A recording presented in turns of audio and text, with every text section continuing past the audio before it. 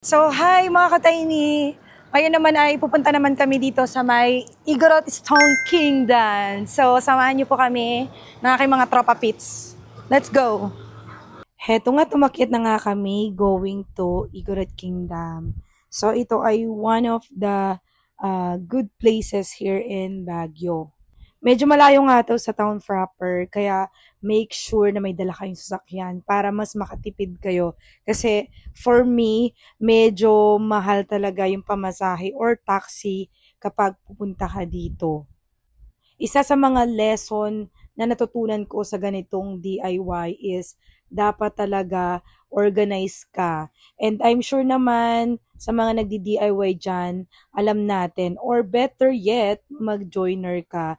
Pero pagpasok ko nga dito sa loob is, ang hinanap ko talaga dito is yung suklay. Kasi wala talaga kaming dalang suklay. Sa totoo lang, walang suklay-suklay ang buhok namin ni Danica dahil nga wala nga kaming mga dalang suklay. Kaya pagpasensya nyo na yung mga buhok namin dito. But thanks God pa rin dahil medyo hindi naman siya magulo. Talagang kahit saan kami pumunta, yun ang hinahanap ko. But ayun, finally nakahanap ako dito sa Igorot Kingdom. Pagpasok mo nga dito, huwag niyong kalilimutang bumili ng ticket dahil importante yung ticket. So, dito lang po makikita yung ticket sa ticket booth. Ang presyo po ng ticket is 130 pesos kung di ako nagkakamali. Syempre, ako yung pinanser muna for today's video. Pero syempre, after ng trip na to is bayad muna, no? Bago uwi. After nyo nga makuha yung ticket, ay ibibigay nyo lamang yan sa may guard dito. Hindi ko na na-videohan kasi busy-busyhan ng lola nyo, no? Pag nyo nga ng ticket sa nagbabantay, ay tatatakan po kayo para masabi na binigay nyo na yung ticket. Ang masasabi ko lang, sobrang ganda dito kasi as in, ang daming tao kahit medyo maaga pa, talagang picture-picture sila, ayun, mga groupie, and syempre, may mga ano naman dito na talagang magjowa, ayan. Kami naman, syempre, tatlong pabebe.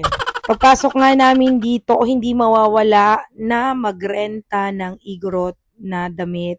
Kasi ito yung trending dito, 'di ba? And para maganda din yung picture kasi talagang Igorot Kingdom kasi siya. So marami ding nag-arkila. So sa mga hindi nakakaalam, ang arkila po namin dito is 50 pesos only. So ako lang nag-arkila kasi sabi ni Danica much better na isa lang tapos palitan na lang, 'di ba? Heto nga't nag-picture-picture lang kami dito, tapos naggawa ng mga videos. Hindi na kami lumibot o umakyat dahil feeling namin nakakapagod, no? Syempre, pinagtripan pa ako dito. TikTok is life, 'di ba? Hindi na rin kami tumagal dito. After nga namin mag-picture, mag-video is pumunta na kami sa next destination.